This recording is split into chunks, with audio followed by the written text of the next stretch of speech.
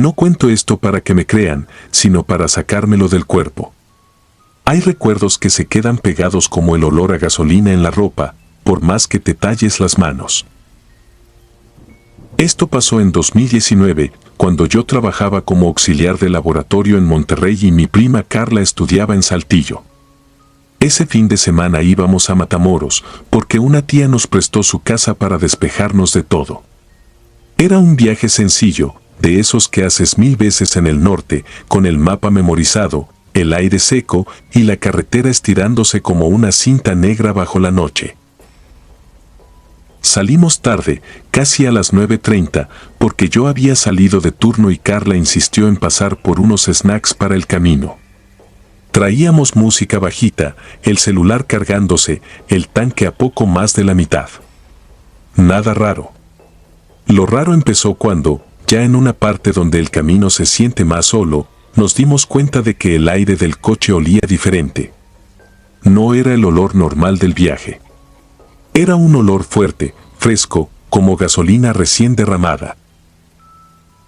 Le bajé al volumen y abrí un poco la ventana para ver si se iba. No se fue. Carla me miró con esa cara de ¿lo estás oliendo también? Moví el retrovisor, revisé el tablero, y vi que el indicador de gasolina bajaba más rápido de lo normal. Como si algo estuviera chupando el tanque. No puede ser, murmuré, y me callé de inmediato, como si hablarlo lo hiciera más real. El GPS marcó una gasolinera a unos kilómetros, pero no estaba sobre la ruta principal. Era una desviación corta por una carretera secundaria. Solo para cargar y revisar, pensé. No tenía ganas de quedarme sin combustible en medio de la nada. Carla dijo que también quería ir al baño, y ahí estuvo el primer error, creer que la urgencia siempre justifica la prisa. La desviación nos metió en un tramo sin luces. El cielo estaba limpio, pero la oscuridad del terreno se sentía espesa, como si la noche tuviera peso. A los pocos minutos apareció el letrero, una gasolinera vieja, con el logo desteñido, y un letrero luminoso parpadeando que apenas se leía. Lo que me extrañó no fue que estuviera sola, sino que parecía abierta y cerrada al mismo tiempo, luces encendidas en el techo, pero la tienda con cortinas abajo, cámaras en las esquinas, pero sin ningún carro, bombas con mangueras colgando, pero sin un solo trabajador. Entré despacio, con el corazón apretado, como cuando llegas a un lugar y tu cuerpo entiende antes que tu cabeza que algo no cuadra. Me estacioné junto a la bomba más cercana. Carla señaló hacia un módulo pequeño a un lado, donde estaba el letrero de baños. No había nadie. Al apagar el motor, el silencio se volvió más grande. Ni grillos, ni perros, ni el zumbido típico de un lugar con electricidad. Solo el golpeteo lejano de una lámina movida por el viento. Voy rápido, dijo Carla, y se bajó. Yo también me bajé, por pura costumbre, por no dejarla sola. Caminamos hacia los baños con pasos cortos, como si el piso pudiera crujir. La puerta estaba entreabierta y adentro olía a cloro viejo. El foco del techo titilaba. No nos tardamos. La urgencia era real, pero el miedo empezó a ser más real todavía. Al salir, Carla se quedó quieta. Yo iba guardando mi papel en la bolsa, sin levantar mucho la mirada, hasta que sentí su mano en mi antebrazo, apretándome con fuerza. Ese apretón no era mira. Era no te muevas. Levanté la vista. Junto a nuestro coche, del lado del conductor, había una figura alta, inmóvil, como pegada a la sombra. No parecía un hombre normal. No por lo sobrenatural, sino por lo imposible, era demasiado alto, demasiado delgado, con brazos larguísimos que caían rectos, sin la relajación natural de alguien que espera. La luz del techo le daba justo en los hombros y en el pecho, pero el rostro quedaba en una franja negra, como si la oscuridad lo tapara a propósito. Se me secó la boca. Intenté buscar señal en el celular y cuando vi la pantalla, sentí un golpe de frío en el estómago, sin servicio. Ni una barra. Ni solo llamadas de emergencia. Nada. Carla susurró mi nombre, bajito, casi sin aire. Yo pensé en correr, pero mis piernas no obedecían. La figura no se movía. Solo estaba ahí, como si hubiera estado antes de que llegáramos y simplemente hubiera decidido hacerse visible. Hice lo único que se me ocurrió, levanté el celular como si grabara, esperando que ese gesto lo asustara o, por lo menos, me diera algo que mirar si salíamos vivas. La pantalla se puso negra un segundo, luego volvió, y por un instante vi algo que me heló más que la noche. En el reflejo, detrás de nosotras, se alcanzaba a ver otra silueta, más pequeña, cerca de los baños. Me giré de golpe, y no había nadie. Solo el pasillo oscuro y el foco titilando. Volví a mirar al hombre. Y entonces noté un detalle mínimo, absurdo, pero definitivo. La manguera de la bomba estaba extendida hacia el coche. Yo no la había tomado. Carla tampoco. Sin embargo, ahí estaba, como una lengua negra conectada a nuestro tanque. La figura inclinó la cabeza apenas, como si escuchara algo dentro del coche. No dio un paso, no levantó un brazo. Solo esa inclinación, lenta, deliberada. Y en ese momento, el olor a gasolina se volvió insoportable. Quise gritar, pero lo que salió fue un sonido ahogado. Carla me jaló hacia atrás, un paso, dos. Yo miraba la manguera, y fue entonces cuando vi que no estaba bombeando hacia el coche. Estaba al revés. Como si estuviera succionando. El indicador del tablero, que todavía alcanzaba a ver por el parabrisas, bajaba. Bajaba de verdad. Como si alguien lo estuviera vaciando frente a nuestros ojos. De pronto, a lo lejos, apareció un par de luces en la carretera secundaria. Un vehículo venía acercándose. El sonido del motor fue lo primero normal que escuché en minutos, y eso me dio un poquito de vida. Empezamos a hacer señas desesperadas, sin pensarlo, con los brazos arriba. Cuando las luces iluminaron el estacionamiento, la figura seguía ahí, y luego, en un parpadeo, ya no. No corrió. No se escondió. No se fue caminando. Simplemente dejó de estar, como si la luz lo borrara. El vehículo era una camioneta vieja. Se bajó un hombre con gorra y una mujer envuelta en un rebozo. Nos preguntaron si estábamos bien. Yo no podía hablar. Carla explicó todo en frases cortadas. El señor frunció el ceño, miró alrededor, y su cara cambió cuando vio la bomba. ¿Ustedes conectaron eso?, preguntó, y su voz ya no era amable, era seria. Negamos. Él se acercó al coche con cuidado, como si fuera a tocar algo vivo, y arrancó la manguera de un tirón. Salió un chorrito de gasolina al piso, y el olor explotó. Súbanse. Ahorita. Nos hizo señas con urgencia. No se queden aquí. Nos subimos, temblando. Yo intenté encender el motor. No arrancó. Solo sonó el clic triste de una batería cansada. Lo intenté otra vez. Nada. El señor se acercó a mi ventana.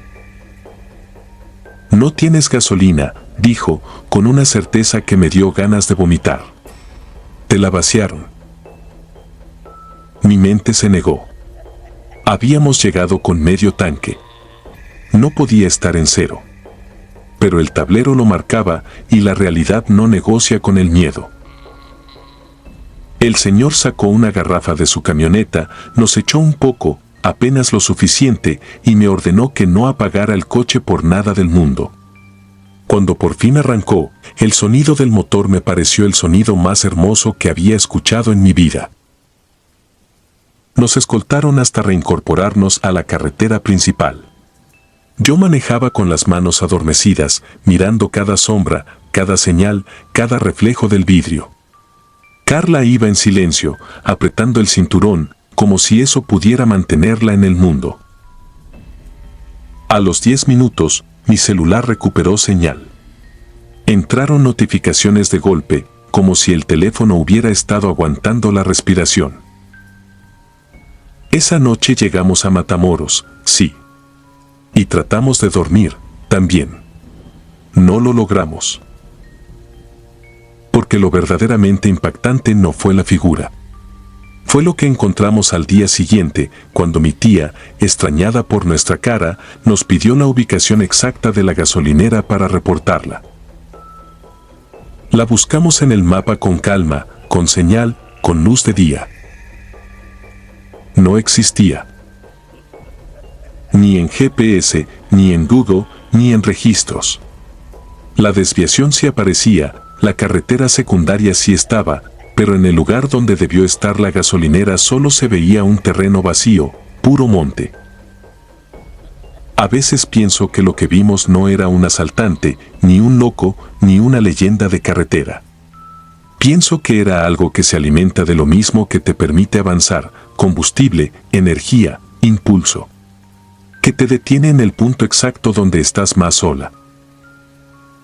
Desde entonces, cada vez que huelo gasolina en la noche, aunque sea en una estación iluminada y llena de gente, mi cuerpo recuerda aquella bomba. La bomba 7, la que no aparece en ningún mapa.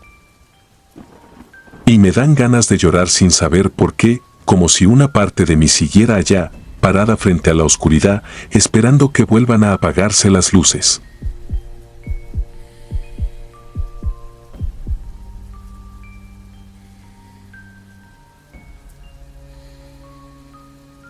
Tardé años en atreverme a contarlo sin sentir que traicionaba a alguien. No porque lo que viví fuera vergonzoso, sino porque está ligado a la única persona que siempre me sostuvo, mi hermana mayor. No diré mi nombre. En ese entonces yo tenía 36 años y ella, Mariana, 41. Era diciembre de 2018, de esos días en que el frío se cuela por las rendijas del coche aunque traigas la calefacción encendida. Íbamos rumbo a Zacatecas a pasar fin de año con una tía en un rancho cerca de Jerez. Viajábamos mi esposo, mis 2 hijos y mi hermana. Mi mamá se había quedado en casa por una gripe y Mariana insistió en acompañarnos para que no manejaran solos. Salimos al atardecer, creyendo que llegaríamos antes de medianoche. Pero entre una parada por comida, un retén y un tramo de carretera en reparación, se nos hizo tarde. La carretera empezó a verse distinta después de Fresnillo, más oscura, más larga, con ese silencio raro en el que el radio suena como si lo transmitieran desde otra habitación. Pasada la 1 de la mañana, me dio un dolor en el vientre. No era urgencia, era más bien esa presión incómoda que te hace pensar en baño, en baño, en baño, hasta que se vuelve lo único que existe. Le pedí a mi esposo que se detuviera en cuanto viera una gasolinera. La primera apareció como un islote de luz amarillenta en medio del campo, un letrero viejo, un techo amplio, 2 bombas y un pequeño local con ventanas oscuras. Tenía un número pintado en la columna, 7, y una lona desgastada que se movía con el aire como si respirara. Nos estacionamos cerca de los baños. Mi esposo apagó el motor y el silencio cayó encima como una cobija pesada. Mis hijos iban dormidos, con las bocas abiertas. Mariana miraba por la ventana, seria, como si la gasolinera le diera mala espina. ¿Quieres que vaya contigo?, me preguntó, bajito, para no despertar a los niños. No, es rápido, le dije, y me bajé. El aire olía a gasolina vieja, a tierra fría y a café recalentado. No vi a ningún despachador. Solo se escuchaba un zumbido constante, como el de un transformador. Los baños estaban al costado del local, separados por una pared de bloc. La puerta del de mujeres tenía un letrero desteñido y una bisagra que chilló en cuanto la empujé. Adentro, la luz era blanca y dura, de esas que hacen ver la piel cansada. Había 2 cubículos. Me metí al del fondo y cerré el seguro. El eco del lugar hacía que cualquier movimiento sonara más fuerte, el papel, el cierre del pantalón, hasta mi respiración. Fue entonces cuando escuché que la puerta principal volvió a chirriar. Alguien entró. No vi sombra, solo oí pasos lentos sobre el piso húmedo. Luego, una pausa, como si la persona se quedara parada, mirando. Un segundo después, se abrió la puerta del cubículo de al lado. Y por debajo vi los pies. Los reconocí de inmediato. Tenían unos tenis blancos con una manchita gris en la punta del derecho, la misma que Mariana odiaba porque se veía feo en las fotos. El pantalón era de mezclilla oscura. Era ella. No había forma de equivocarme. Sentí alivio. Me pareció hasta gracioso que hubiera decidido entrar aunque me había dicho que no. Ya estoy aquí, Marian, dije, con voz normal. Apúrate, que falta un buen. No contestó. Pensé que quizá no me había escuchado por el eco, así que repetí, un poco más alto. Mariana, ¿todo bien? Silencio. Lo que me hizo sentir extraña no fue solo que no hablara. Fue la forma en que se quedó quieta. Sin mover los pies, sin acomodarse, sin nada. Solo, ahí. Como si estuviera parada mirando la puerta, sin intención de usar el baño. Me subió una punzada en la nuca. Ese instinto absurdo de cuando sientes que hay alguien cerca, pero no con intenciones normales. Quise bromear, sacudirlo. ¿Me estás asustando o qué? Entonces lo escuché. Un llanto. No un sollozo suave. Era un llanto contenido, como si alguien se estuviera ahogando por dentro y se negara a dejar salir el sonido. Me erizó la piel. Era exactamente la voz de Mariana cuando lloraba en secreto, la misma que yo conocía desde niñas, ese llanto que intentaba no existir. Me paré de golpe. La sangre me golpeó en las sienes. Mariana. Susurré, porque de pronto me dio terror gritar. Ábreme. ¿Qué te pasa? El llanto siguió, más roto, como si algo se le quebrara en el pecho. Me subí el pantalón con manos torpes y abrí mi puerta. El baño olía peor desde afuera, como si el drenaje llevara días respirando. Me acerqué al cubículo de al lado. La puerta tenía el seguro por dentro, pero no se veía el pestillo marcado, era como si alguien lo sujetara sin cerrarlo del todo. Mariana, por favor, dije, tocando con nudillos. Dime qué pasa. El llanto cambió. Se volvió casi un gemido, un sonido más bajo, demasiado cerca de la puerta. Y en ese momento escuché el chirrido de la entrada otra vez. Me giré con el corazón desbocado. Mariana entraba al baño. La vi completa, su chamarra negra, su cabello recogido, su cara con esa expresión de fastidio por el frío. Me miró con preocupación apenas me vio. ¿Por qué estás pálida?, preguntó. Me preocupé, te tardaste. Me quedé sin aire. No pude ni parpadear. Mis ojos se fueron solos al cubículo de al lado. Quise señalarlo, explicar, pero la lengua no me respondió. Mariana dio un paso hacia mí y me tomó de los antebrazos. Oye, ¿estás bien? Yo, como en automático, abrí la puerta del cubículo contiguo. No estaba con seguro. Se abrió fácil, como si nunca hubiera habido nadie. Adentro no había nada. Ni pies. Ni sombra. Solo el inodoro manchado y un papel tirado en el piso. El llanto se cortó en seco, como si nunca hubiera existido.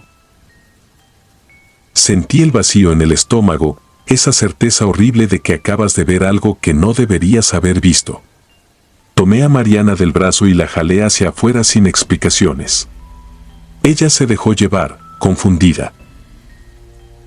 Al salir, noté algo que antes no había visto. En la pared exterior del baño, justo bajo una ventana pequeña, había una cruz marcada con hollín, como si alguien la hubiera dibujado con un dedo sucio.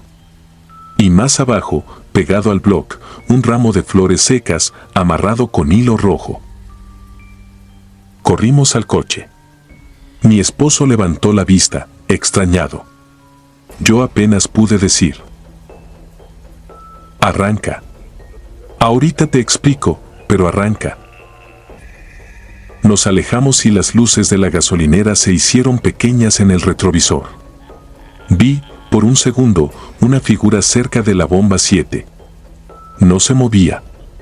Parecía alguien esperando que le despacharan, con la cabeza inclinada. Cuando parpadeé, ya no estaba. No hablamos más en el camino. Mariana quiso preguntar, pero yo le apreté la mano y le pedí que no dijera nada frente a los niños. El resto de la noche fue un hilo tenso, como si el coche viajara dentro de una burbuja. Pasamos 5 días en el rancho. Reímos, comimos, brindamos. Por momentos logré convencerme de que aquello había sido cansancio, sugestión, un juego del eco y la luz. Mariana incluso se burló un poco de mí cuando se lo conté, diciendo que seguro había escuchado a otra mujer llorar. Yo asentí para que se acabara el tema, aunque por dentro seguía sintiendo el mismo frío. El lunes, de regreso en casa, a las 7:12 de la mañana, sonó mi teléfono. Era mi esposo. Me habló desde la oficina, con la voz irreconocible. Te acaban de llamar del hospital, dijo. Mariana se desplomó anoche en su departamento. Fue un infarto. No recuerdo cómo llegué. Solo recuerdo la sala blanca, el olor a desinfectante y el momento exacto en que entendí que el llanto del baño no era un llanto de tristeza, sino de despedida. Como si alguien, o algo, hubiera usado su voz antes de que se apagara. Después, mientras ordenábamos sus cosas, encontré en su bolsa una libreta pequeña. En una hoja había escrito, con letra apurada, una sola frase, fechada esa misma madrugada del viaje. Si me pasa algo, no se detengan. No vuelvan a esa bomba. No decía gasolinera. No decía baño. Decía esa bomba. Las 7. Desde entonces, cada vez que paso por una estación de noche, el olor a gasolina me revuelve el estómago. Y si veo un número 7 pintado en una columna, no me importa cuánta urgencia tenga, sigo de largo. Porque la pregunta que me persigue no es si fue casualidad. La pregunta es por qué ese lugar ya sabía, y por qué, por unos minutos, algo se atrevió a ponerse los zapatos de mi hermana para llorarme desde el otro lado de una puerta. Y lo peor es admitirlo, a veces, cuando estoy sola en un baño público y escucho pasos afuera, todavía espero oír ese llanto. Como si no hubiera terminado. Como si la despedida se hubiera quedado atorada, esperando que yo vuelva a abrir el cubículo equivocado. Suscribirte y darle like ayuda mucho a este canal. Si ya has escuchado mi contenido antes, te ha gustado y estás disfrutando lo que escuchas en este sector, te agradeceré que presiones el botón de suscribirse. Sin más interrupciones, continuamos.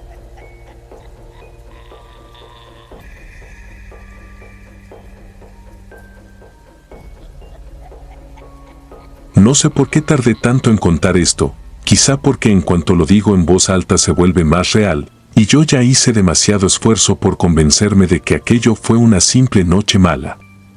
Pero no lo fue. Y lo peor es que empezó como empiezan las cosas que te rompen, sin señales, sin música tétrica, sin presagios. Solo un turno de noche y una gasolinera en un tramo de carretera donde el viento siempre suena como si estuviera raspando algo. Esto ocurrió en 2016, cuando yo trabajaba en una estación a las afueras de Altar, Sonora, rumbo al desierto. Era de esas gasolineras con tienda chica, café recalentado y baños que nunca olían a limpio, aunque los trapeáramos.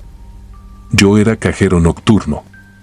Entraba a las 11, salía al amanecer y mi rutina era siempre la misma: corte de caja, revisar inventario, acomodar cajas de mercancía, contar cigarrillos, apuntar en una libreta las bombas que fallaban.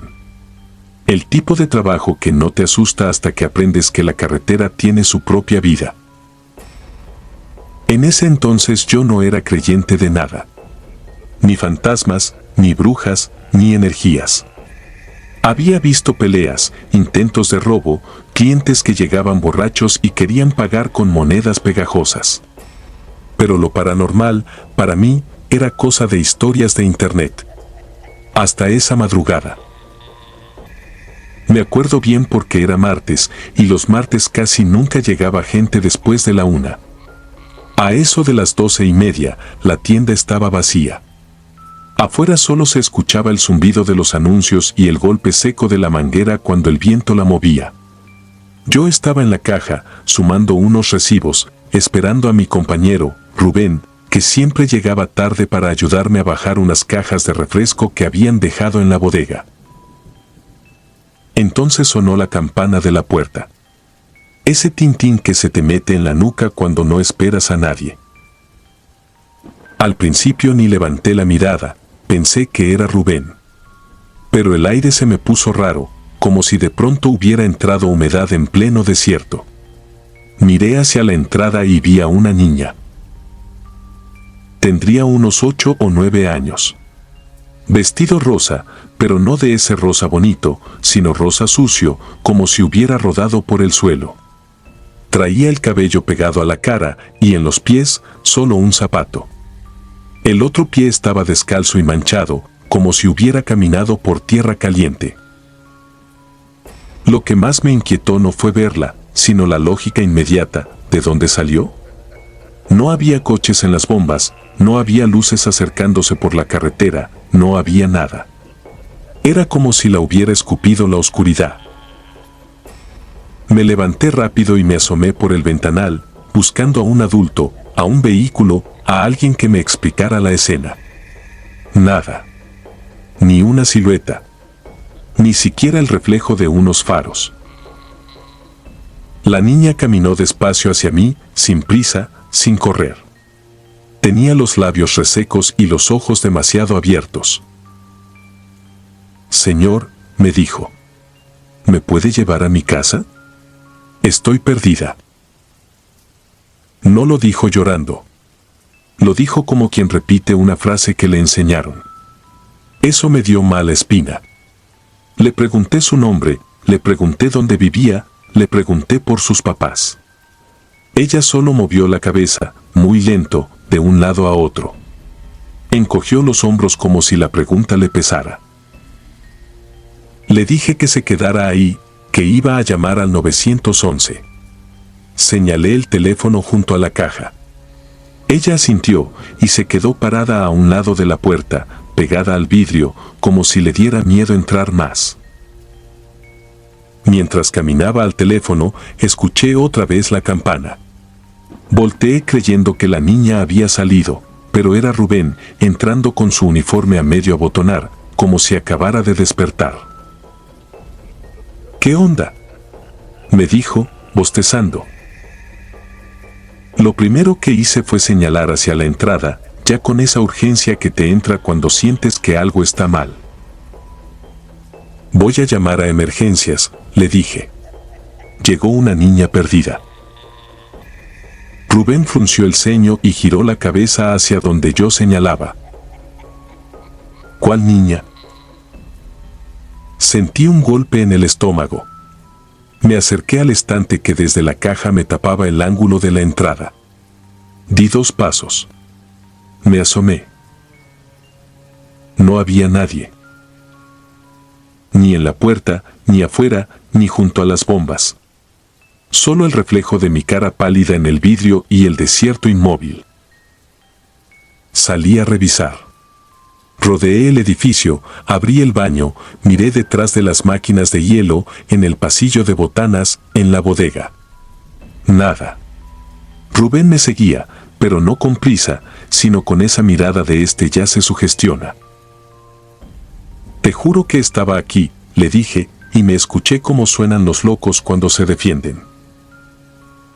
Pasó un rato, llegaron 2 clientes, luego otro, y el turno siguió porque el trabajo no se detiene aunque el mundo se te fracture. Pero yo no podía dejarlo así. En cuanto se vació el lugar, fui directo al monitor de las cámaras. Rubén se acercó, cruzado de brazos. Puse la grabación. Retrocedí al momento exacto en que sonó la campana. Y ahí se me heló la sangre, la puerta se abrió sola. La campana sonó. Yo levanté la mirada y, en el video se veía a mí hablando, gesticulando, señalando algo que la cámara no captaba. Caminé hacia el teléfono, como si hubiera alguien. Me quedé mirando un punto fijo, como esperando respuesta. Rubén soltó una risa nerviosa, de esas que no son risa, son defensa. No manches, murmuró. Avancé un poco la grabación. Entró Rubén, la puerta volvió a sonar, y yo le dije algo. Él volteó y no vio nada, igual que en la realidad. Y lo peor fue mi cara en el monitor, no era una cara de confusión. Era una cara de alguien que está atendiendo a una persona de verdad. Rubén, para sentirse menos mal, quiso revisar afuera las cámaras de las bombas. Ahí fue donde entendí que esa niña no solo apareció en la tienda. En la cámara exterior, en el borde de la imagen, se veía algo, una mancha pequeña, pegada a la oscuridad, como si la noche tuviera un pedazo más negro. Rubén pausó el video y acercó el zoom digital. La mancha tenía forma. No era la niña. Era una figura alta, demasiado alta, parada detrás de la bomba 3, inmóvil. No tenía rostro visible, solo un contorno, y en el pecho algo claro, como una franja o un reflejo. Rubén tragó saliva. ¿Eso estaba ahí cuando? Preguntó, pero no terminó la frase. Yo recordé lo que vi en vivo, la carretera vacía, la nada. Y sin embargo, en el video, esa sombra había estado ahí todo el tiempo, como esperando. A la mañana siguiente se lo contamos al gerente, Earl, un gringo seco que siempre olía a café y enojo. Le enseñamos el video. Lo vio sin parpadear. Cuando terminó, no dijo qué raro. No dijo seguro fue un fallo. Solo apretó la mandíbula y apagó el monitor.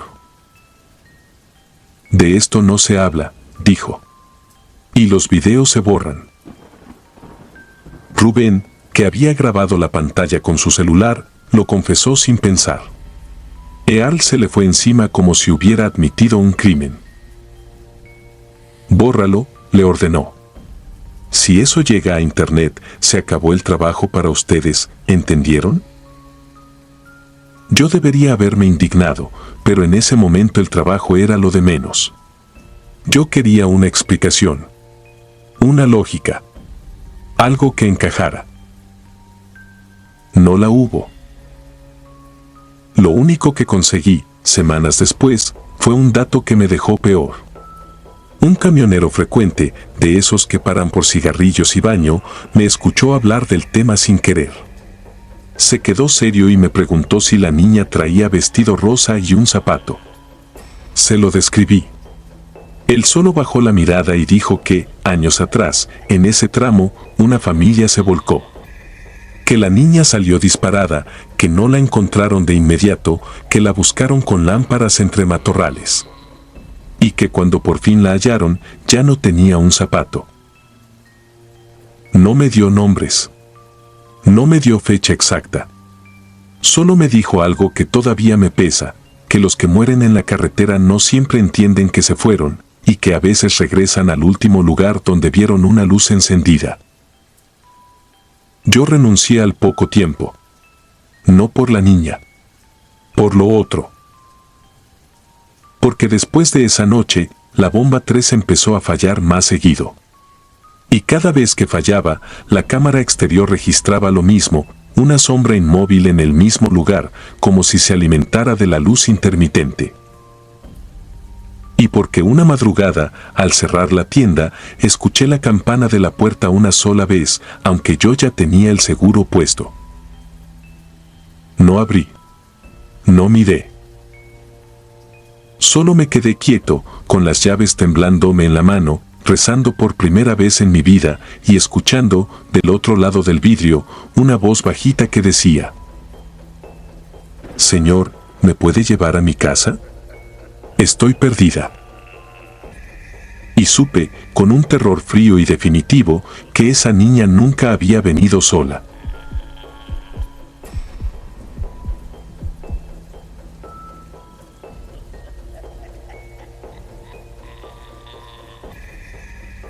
Nunca he sido bueno para contar esto sin que se me seque la garganta, pero ya pasaron muchos años y aún así, cuando huelo gasolina en la madrugada, vuelvo a estar ahí. Esto ocurrió en 2012, cuando yo tenía 18 recién cumplidos.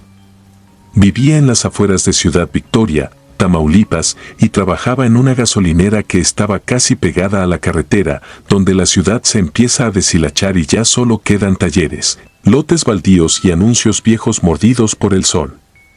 Entraba al turno nocturno a las 11, porque en el día estudiaba y en la noche necesitaba juntar para la escuela, para la casa, para todo. En ese turno éramos dos. Yo en las bombas y en los vidrios, y Efraín, un hombre de 40 y tantos que ya había visto demasiadas cosas dentro de la tiendita y revisando inventario.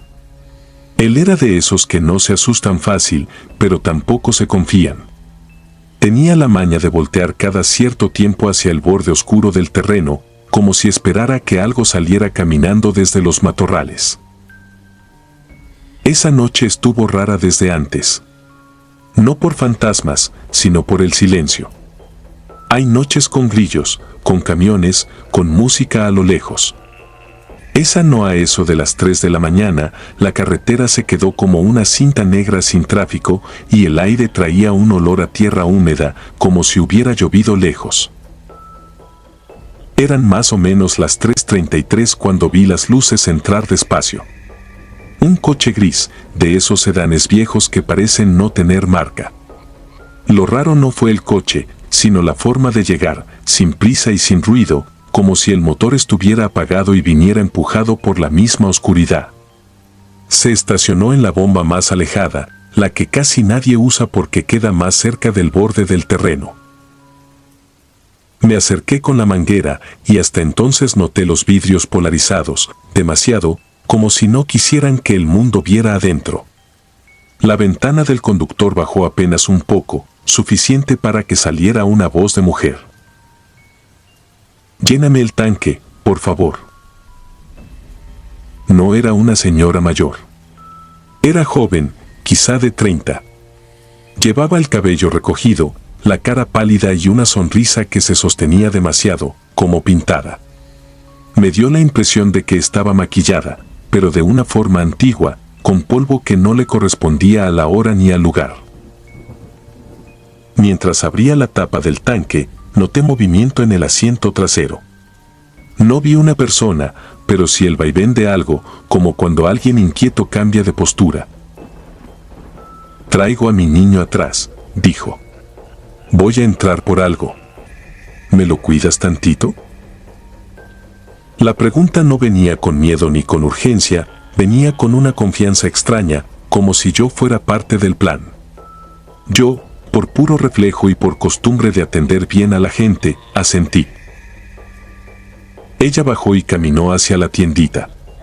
Sus pasos no sonaban sobre el concreto. Eso es una tontería, lo sé, pero desde entonces me acuerdo, debería haber sonado el tacón o la suela, y no sonó nada. Seguí llenando el tanque. En el cristal oscuro de atrás el movimiento se hizo más evidente, como manotazos suaves, como si alguien tocara desde adentro. Me dio un escalofrío y me dije que era un niño desesperado por dulces. A esa hora, uno se inventa explicaciones para no pensar en lo demás. Cuando terminó el tanque, me quedé esperando. La luz blanca del techo me hacía sentir expuesto en medio de un desierto.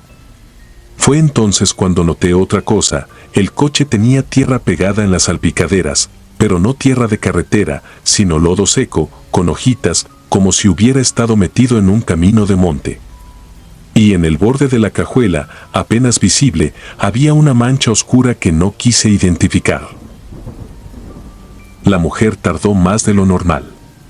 Yo volteé a la tiendita y vi a Efraín detrás del mostrador, quieto, mirando hacia afuera como si también estuviera midiendo algo.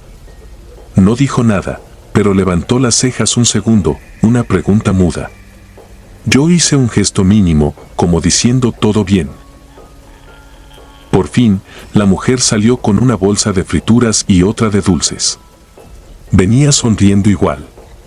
Lo que me incomodó fue que no solo sonreía, me miraba como si ya me conociera, como si yo fuera un recuerdo.